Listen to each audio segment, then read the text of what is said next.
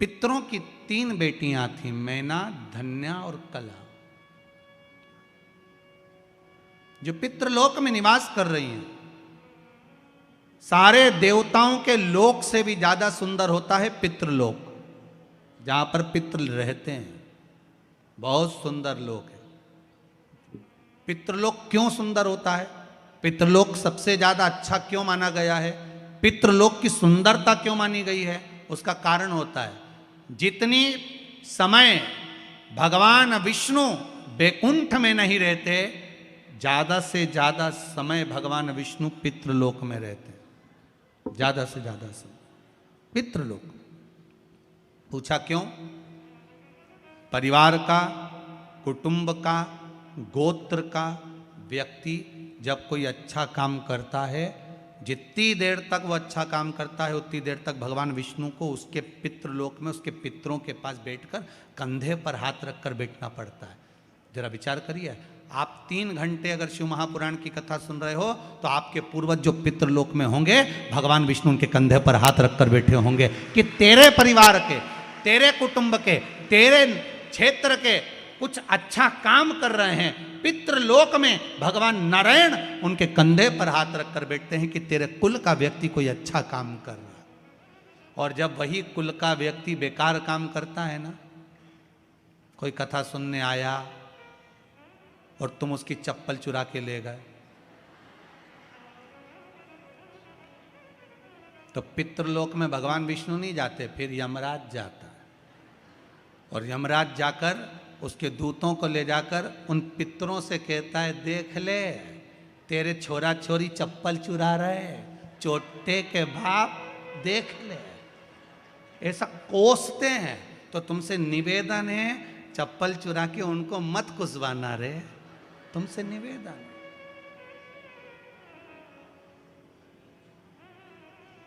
गंगा नहाने जाओ ना हरिद्वार में, तो वहां पे लोग भगवान का भजन करने जाते हैं, और कई कई लोग ऐसे आते हैं कि इनने कपड़ा उतारा, बेग धरा, ये करे गंगे हर, हम इनसे करें नंगे हर।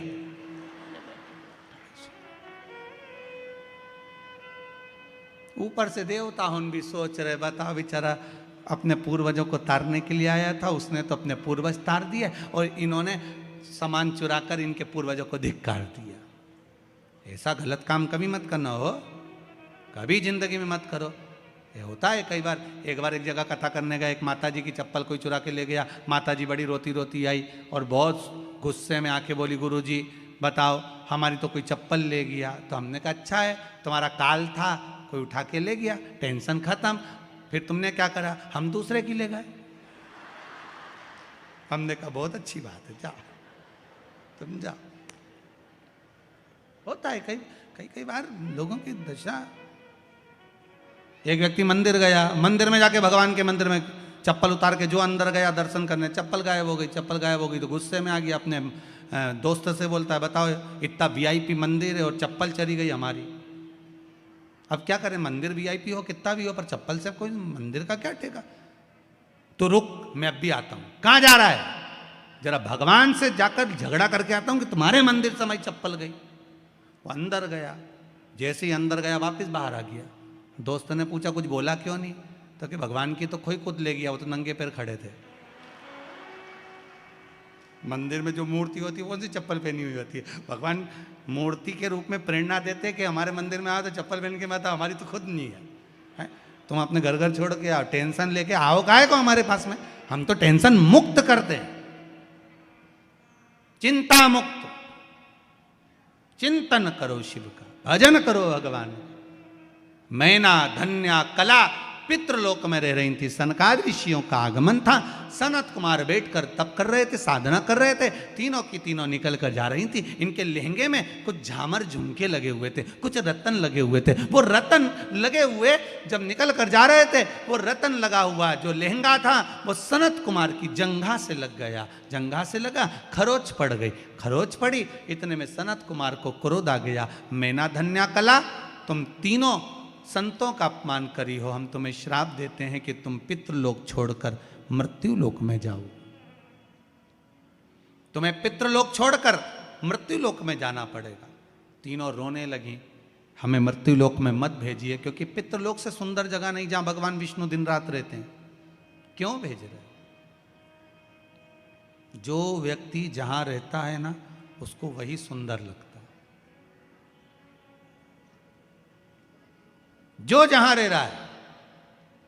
कई लोग कहते हैं गुरुजी हमने पितरों के मोक्ष के लिए गया जी का पिंड कर दिया, ब्रह्म कपाली कर दी, ब्राह्मण का भोजन करा दिया, भागवत करा दी, उसके बाद भी पंडित जी को पत्रिका दिखाओ तो वो एक ही बात बोलते हैं। क्या बोलते हैं? पितृ दोष है।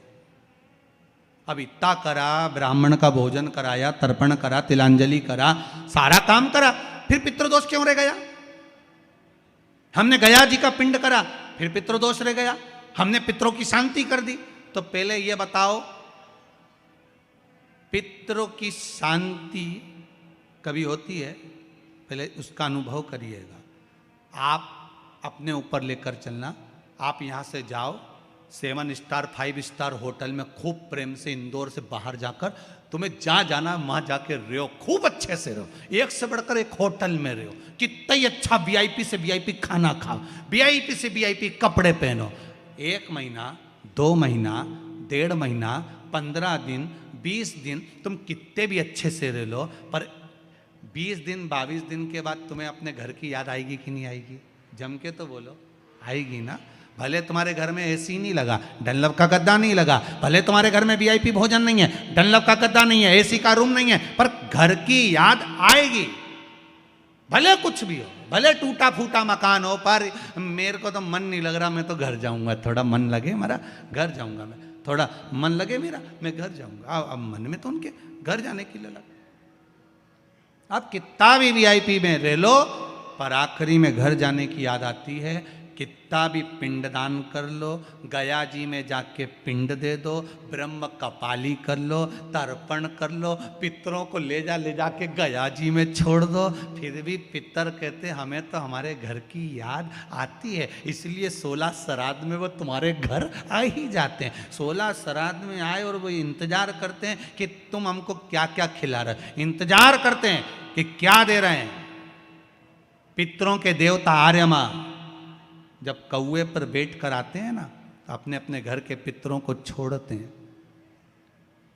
पितरों को छोड़कर वो इंतजार करते हैं कि मुझे मेरा पुत्र, मेरी पुत्र वधू, मेरी बहू, मेरा बेटा मुझे क्या दे रहा है, क्या खिला रहा है, और फिर उसके अनुसार वो फल प्रदान करते हैं। केवल ऐसा नहीं कि आप एक बार उनको छोड़ आए तो फिर जरूरत ही नहीं पड़ेगी। कई माताएं कहती हैं हम तो गया जी कर आए, अब बामण के नहीं जिमाएंगे।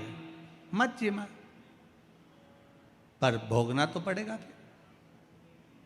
पितर आते हैं, जैसे आप कहीं पर भी जाकर रह लो, आपको आपकी घर की याद आएगी।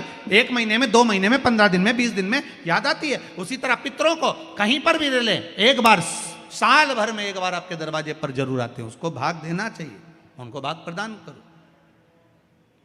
बोलेंगे महाराज मैना धन्या कला रोने लगी, हमको क्षमा कर दो। सनत कुमारों ने कहा हम आपको वर प्रदान करते हैं, आशीर्वाद देते हैं, हम आपको वर देते हैं। मेना धन्या कला, आप तीनों मृत्युलोक में जाओगी, और मृत्युलोक में जाकर आपके यहाँ पर 3 देवियाँ आप तीनों के गर्भ से प्रकट होंगी। 3 देवियाँ, 3 देवियाँ आप तीनों के गर्भ से प्रकट होंगी। मेना के गोद में पार्वती जी आई, धन्या सुनैना बनी जिनकी गोद में सीता जी आई, कला कीर्ति बनी जिनकी गोद में राधा जी आई। ये तीनों 3 देवियां बनी। मेना धन्या कला तीनों निवास करी। समय आया, माता मैनावती के गर्भ से पार्वती जी का जन्म हुआ। हिमालय राज की नगरी आज आनंदित हो गई। बेटा 1 कुल को तारता है, बेटी 2 कुल को तारती।